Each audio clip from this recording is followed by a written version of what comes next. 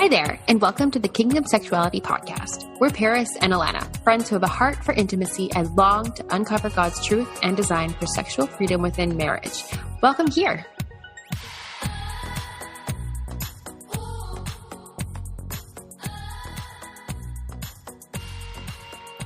All right, so welcome back to another Kingdom Sexuality episode today. Today it's Rusty and myself, and we're going to be chatting about orgasms. And it's great. I think this is lovely. This is something I really enjoy talking about. And Paris and I did 2 episodes on this early on in the podcast. The one is in the Womanhood Diaries, and then the other one is just like orgasm, like technique. I think more specifically, I was going back and listening to the first orgasm one with the Womanhood Diaries today. And I was like, oh man, like some of this is good. Like this is actually decent information. But I'm really glad we're going to be diving more into it and in a different side of it as well. So thinking about orgasms, it's something, we're reaching, we're straining, we're trying everything just to squeeze your hips just right. And, push up against your husband just right. Or think try to not think about the grocery list and try to think about your husband and the laundry, try not to think about the laundry. There's always things we have to purposely in our minds be really intentional, I feel like.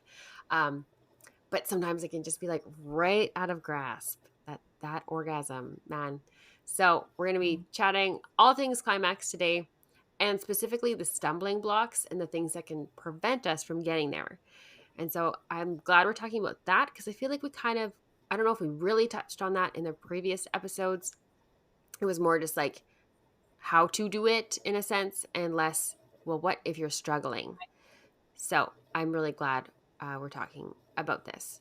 There's tons out there for, how to keep your man satisfied and how to make his toes curl. But, where are all the studies and stuff on women? And I'm sure there are some. And I know this is something that it's common knowledge that often women struggle to have an orgasm.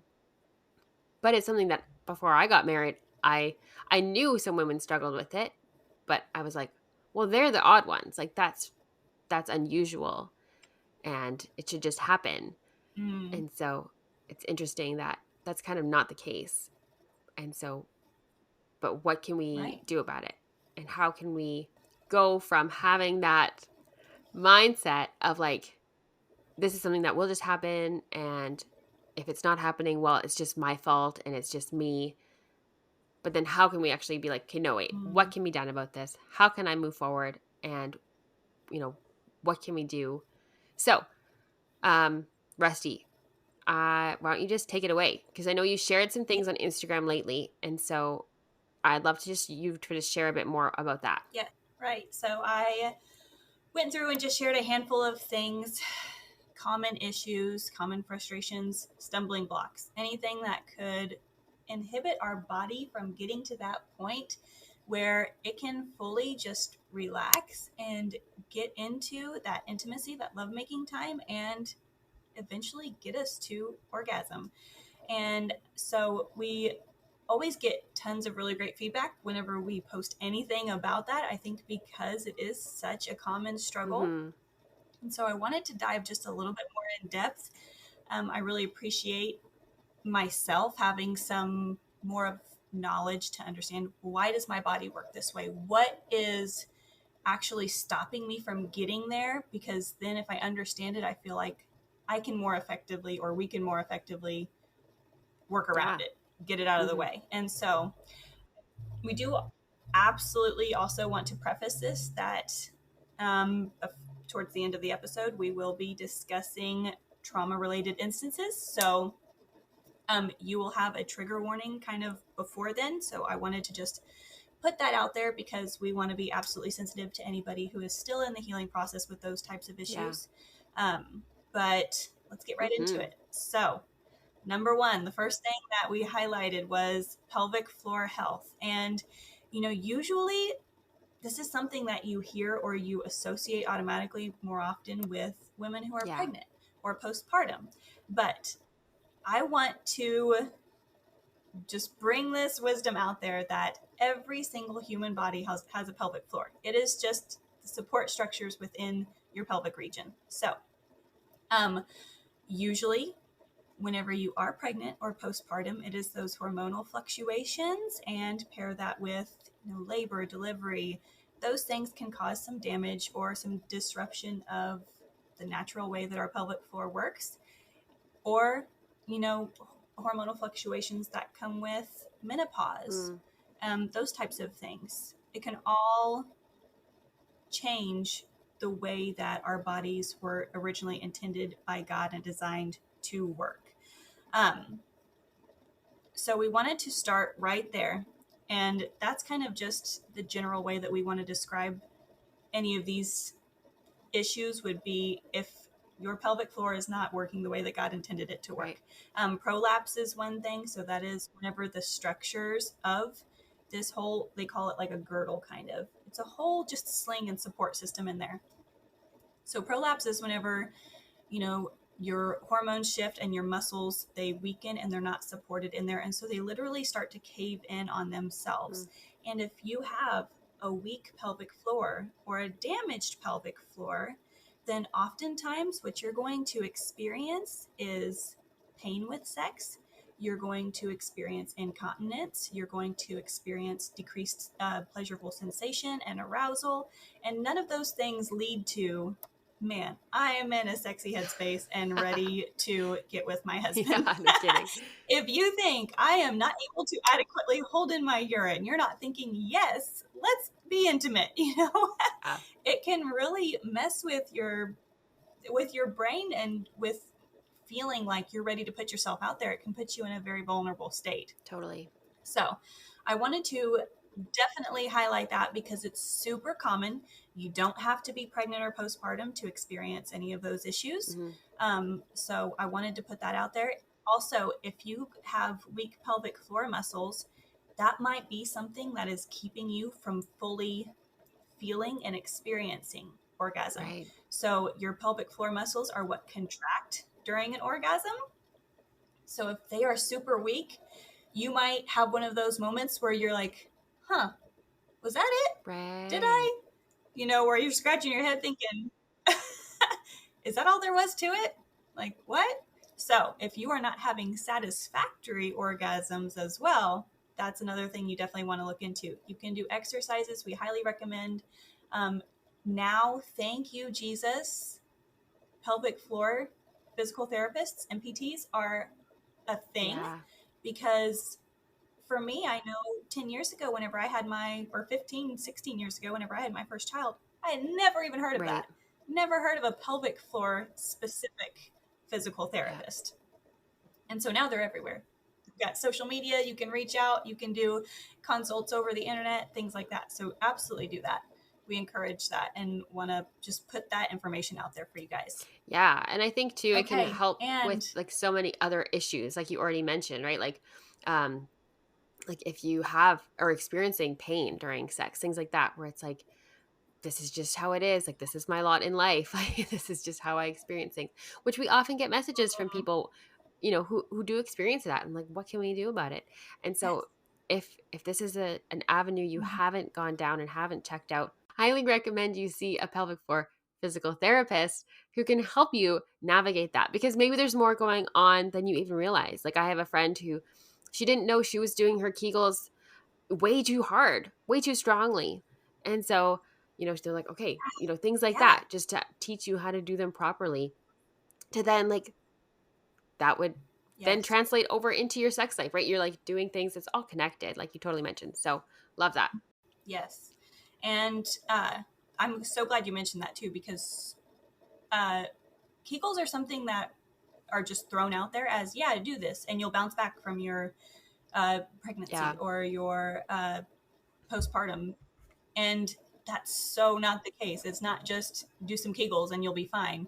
Yeah. And so often, a huge amount of time or percentage of the time, people are doing them incorrectly. And so I'm super glad that you mentioned that too, because just as a tiny little bit of a background on me, I worked for a few years as a nurse in an OBGYN clinic. And so we worked hand in hand with some of these people, and that is absolutely correct. And so those PTs or physical therapists, they will do internal examinations. They can do even a lot more than what your OB might do.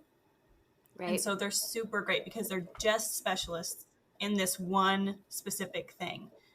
So super to reach out to them. All right.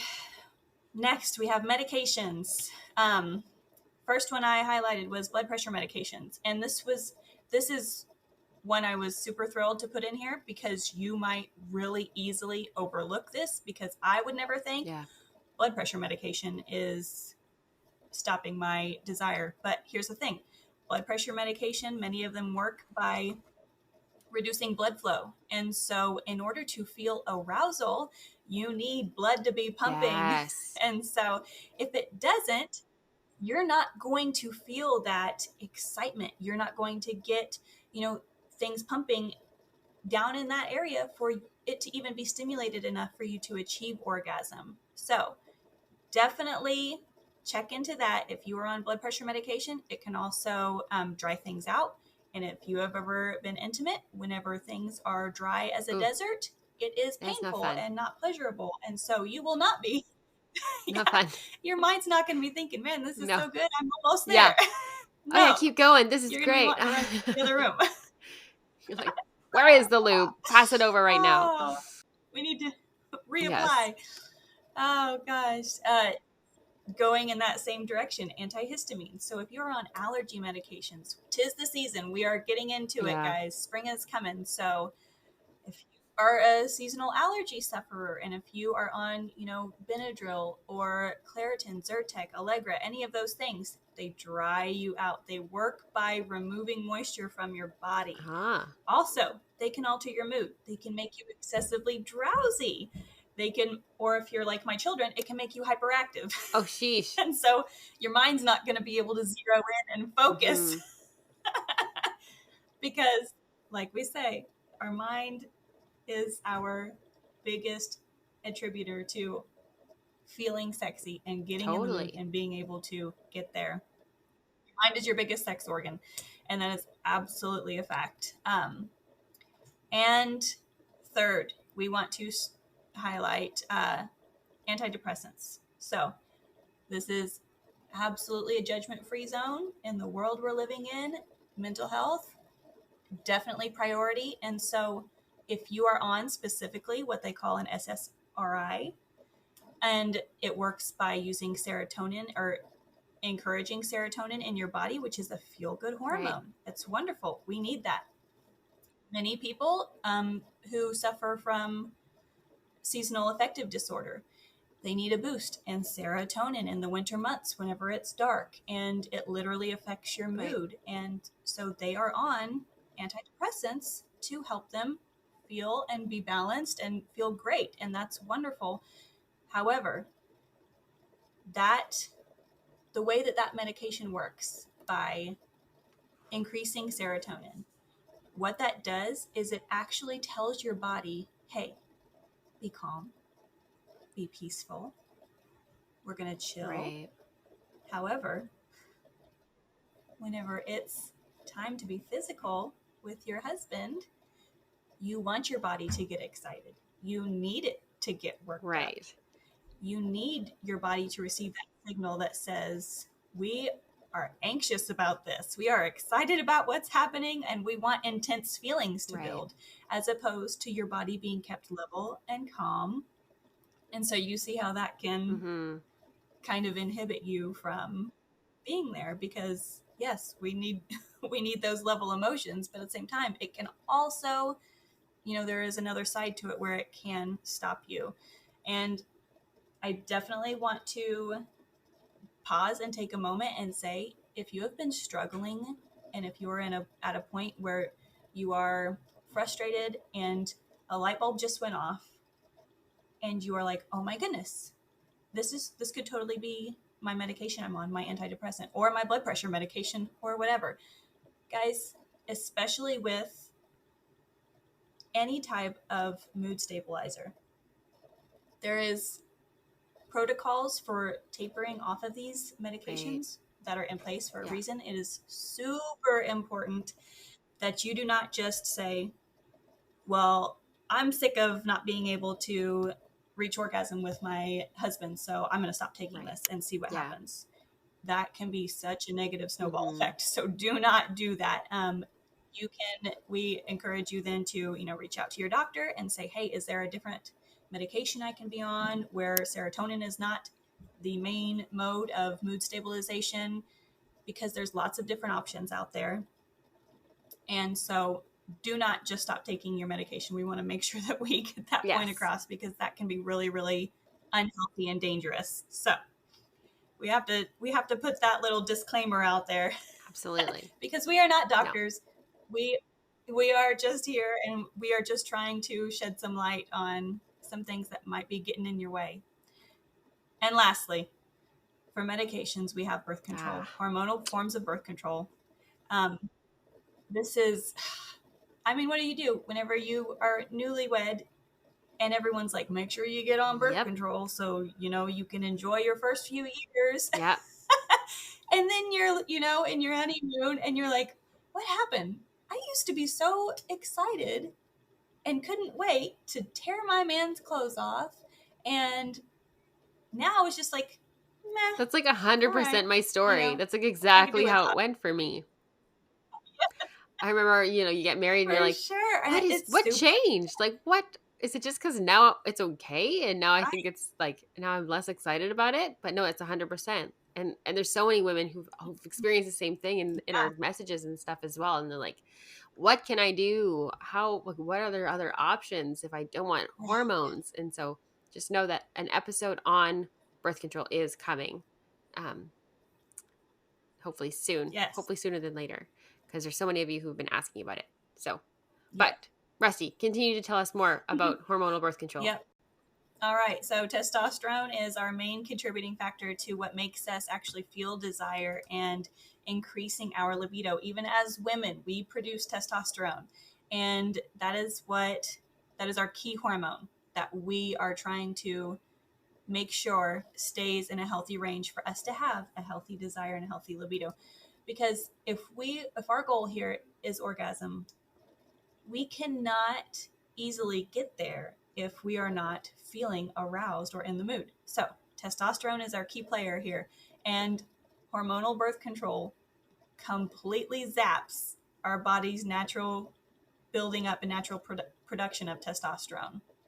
We're telling our body, hey, we don't need that anymore. And so, in turn, we are just erasing that natural desire driver out of our system. Yeah. So we always suggest, whenever somebody sends us a message, natural family planning is the way to go. That is where you would essentially, there's tons of apps nowadays that even have like thermometers that sync to your phone and can tell you, hey, you're not fertile, so have at it today, girlfriend. Or listen, unless you want to be making a baby, use an alternate route of Yeah. protection. So if that's the case, then we have also partnered with Glide, which is an awesome, sustainable and organic condom company. And so if you guys need, which I'm also going to say this, if you are ovulating or if you are in your fertile time of the month, guys, God designed our bodies to procreate. And so guess what that means? That means that's going to be the time of the month that we want to be intimate the most. And so always have some secondary protection on the back burner that you want there if you need to. And that's why we highly suggest Glide for you guys, so that you don't have to sit there and be frustrated and upset because, man, I am so in the mood today and now I can't do anything. So we don't want to do that to you guys Totally. either. Or something that's not like full of chemicals or garbage either, right? Like something that's actually like organic Yeah, and that's stuff like that. absolutely right. Love that. Yes, it's healthy for both Yeah. parties. It's a great thing. So, all right. And lastly, but one of the most common things, because this is where, you can say, okay, it's not the medications. I'm not on any of those things. I'm not on birth control. I have a healthy pelvic floor. I've never had any issues that would make me think that there's something going on there. So here we get into another key factor, and that is any type of mental stumbling blocks. Because our mind is our biggest sexual organ, um, this is a pivotal part, and we have to be really honest with ourselves.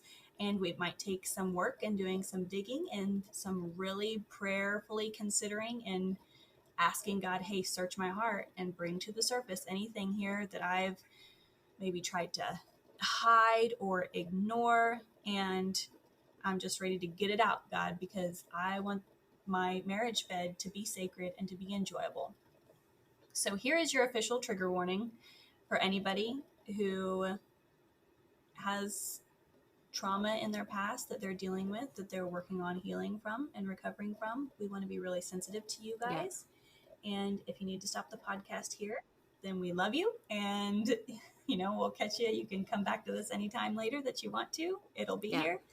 But we want to be really sensitive to that.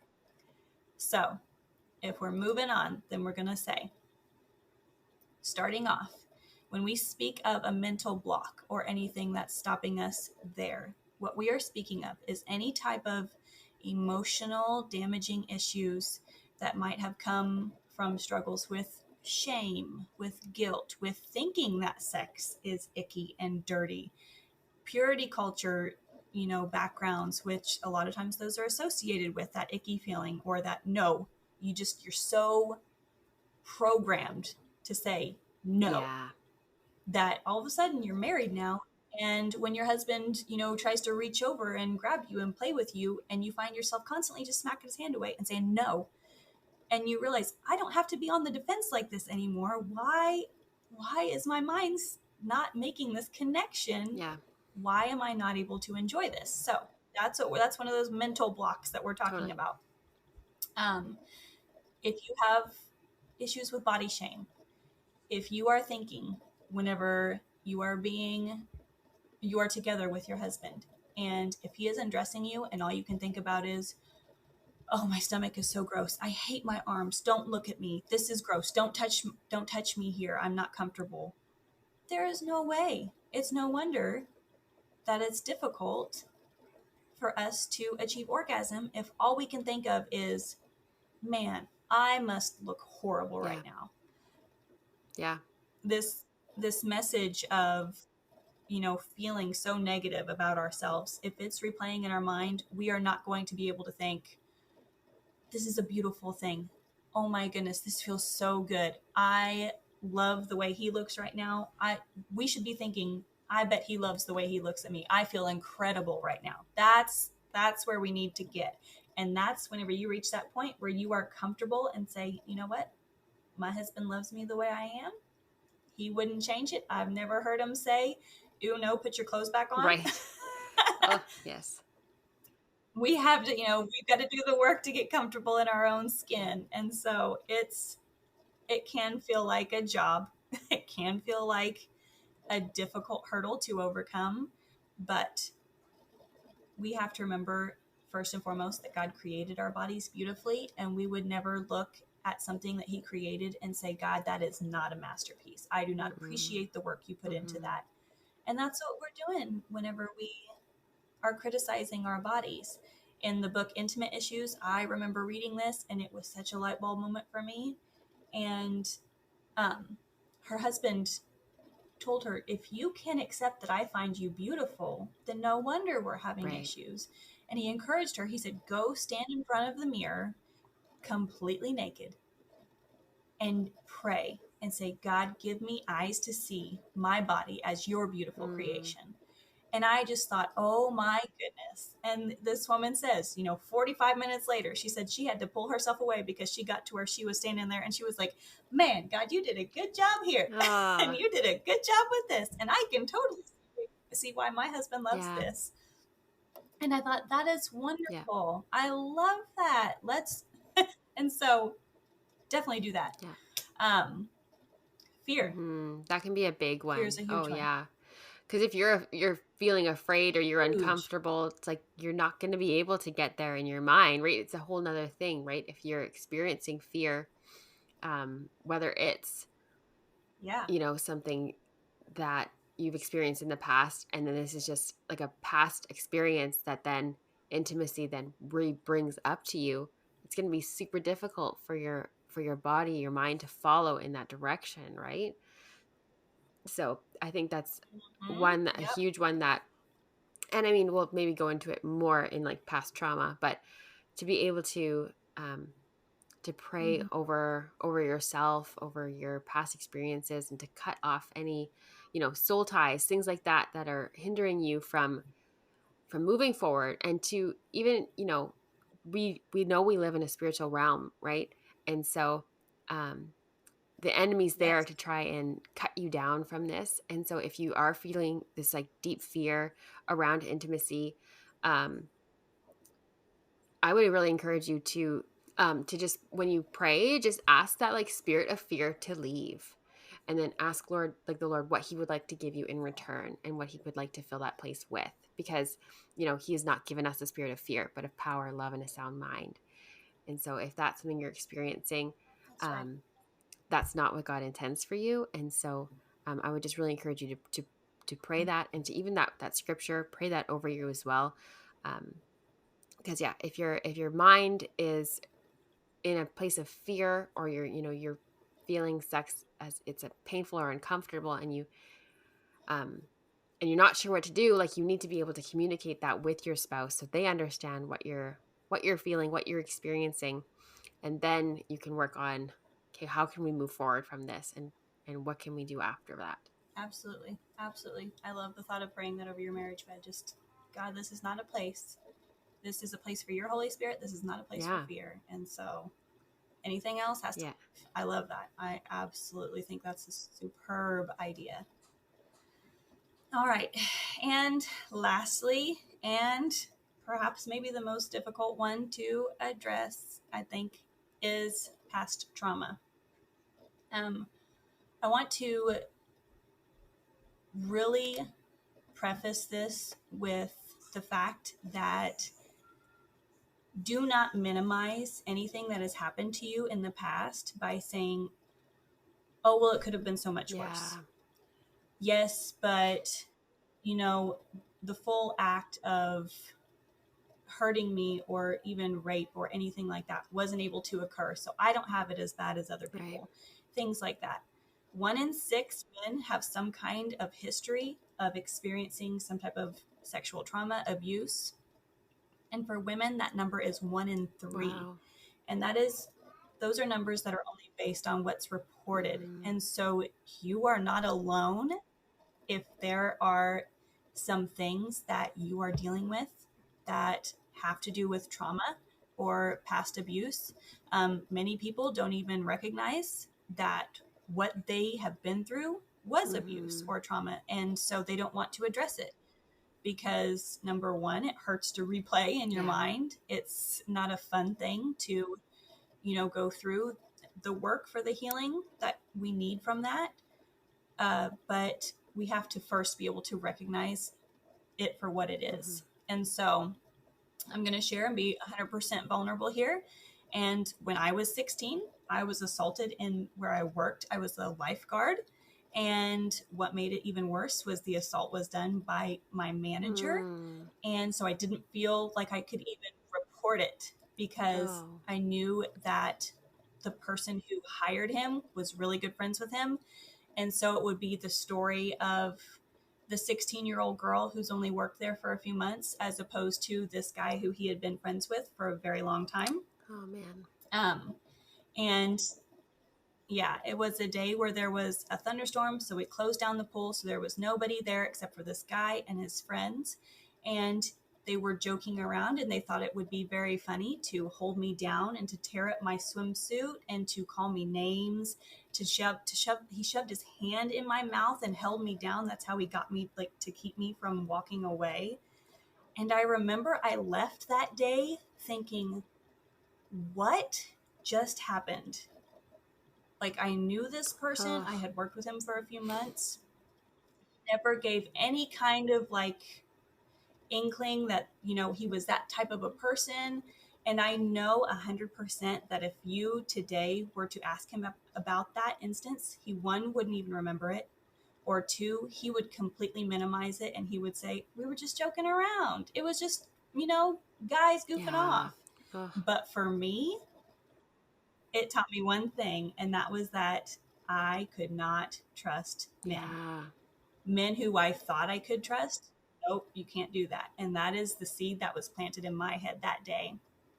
And what made it even worse was I couldn't tell my parents because I was afraid, for one, I was afraid that my stepfather would go after him and hurt him if he knew that something like that happened to me. And so I felt safe to tell my boyfriend at the time. And my boyfriend told me, well, what were you doing that made him think that was okay? You must have been flirting with him. Oh, my heart. And I just thought, what? Oh. Yeah. And so, this is just stuff that, this was just, like a Thursday afternoon. It just wasn't. Life went on after that. Never really talked to anybody about it. I'm so sorry, Rusty. I remember, I think it was several. Oh, that's okay. I remember telling my husband about it, and it was a couple years into us being married because I was afraid he was going to respond the same way that my boyfriend at the time did.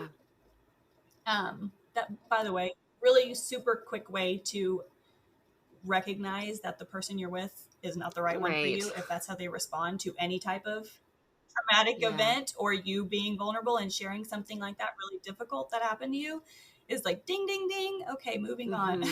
You are not the one for me. But that it was years into marriage that I sat and I looked at my husband and I thought, you know what? I still don't trust you. And I had to be really honest with myself because I would have said, absolutely, I trust you. You're my best friend. I love you so much. Couldn't imagine my life without you.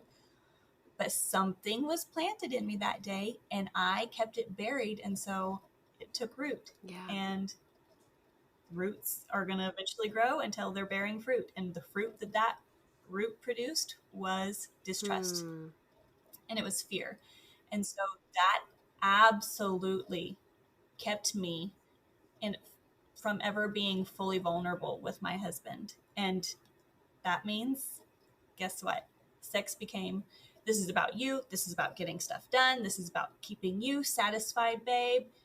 And I'm not going to dare open up and say, this isn't working. Or, yeah, that didn't feel good at all. That actually hurt. I did not feel like that was safe, that I was safe to do that. So thankfully, put in the work. And after I asked, because I had to ask God, hey, search me and bring up anything that's keeping our sex life from being incredible, because I don't want to settle for being one of those people who says, oh, it is just a chore. Just do it, honey. Just be there for your husband. Because I was like, no, this is supposed to be awesome. He wants it to be awesome for me. And, I'm sure that our community, their husbands want it to be awesome for them. Yes. So I had to do the work and I had to be like, okay, babe, this is what I'm going through. I'm going to be totally vulnerable and I'm going to tell you everything. I'm going to spill it out and we're going to pray. Yeah. And we're going to pray that God brings me to a place where I don't have a minute of hesitation whenever it comes to trusting fully that I am safe with you, that you are not going to hurt me, that you're not going to do any emotional damage. Yes. Like was done to me whenever I was I was a little girl. If you're 16, you're a girl. You're still a kid. Yeah. And so we did that. And thank God, he is totally faithful to his word and he's faithful to his promises. And if you can bring that to his feet and figure out what it looks like for you to surrender that, he really does do the rest, guys, because it's not an issue for us anymore. It's not an issue for me anymore. I can talk about it. And even though it's not a fun thing to relive, the enemy wants us to keep that stuff buried and covered up because we overcome by the word of our testimony. Amen. And so my testimony is being shared right here with you guys. And there is absolute freedom from that. And you guys can be free too from whatever it is. So I just want to encourage you, don't sweep that under the rug anymore. Rip it out and expose it to the light that is Jesus, and lay it at his feet and figure out what it looks like to walk away from that. So that is a wrap on everything that we cover. I know it's not a super bright place to end it on, but it's a beautiful place to end it on, knowing that there's freedom in Jesus. And guys, if you need to talk to somebody, if you need to seek counseling or therapy, don't hold back from that. There is freedom, and there is deliverance, and there is grace for you, and there is incredible orgasms for you out there. There are removal of those stumbling blocks. So I want to thank you guys for tuning in, for listening to this very in-depth explanation and discussion about orgasms and what you guys can look at and recognize in order to succeed at achieving them. We want you guys to go after them. So have fun, pray into these things. Just take a look at it with your spouse and say, we can tackle some of these issues, and let us know how it works out. We're eager to hear from you guys. So thanks for tuning in to this episode, and we will see you guys next week. Hey friends, thank you so much for hanging out with us as we dive deeper into meaningful, godly intimacy, tackle the hard questions, and embrace truth while we're at it. We're also on Instagram at Kingdom Sexuality. You'll find our Instagram handle below in the show notes, where you'll also see any other resource links we may have mentioned in today's episode. As always, our hearts are to cultivate deep community and freedom with you guys, and we cannot wait to continue this journey alongside you. We'll see you in the next episode.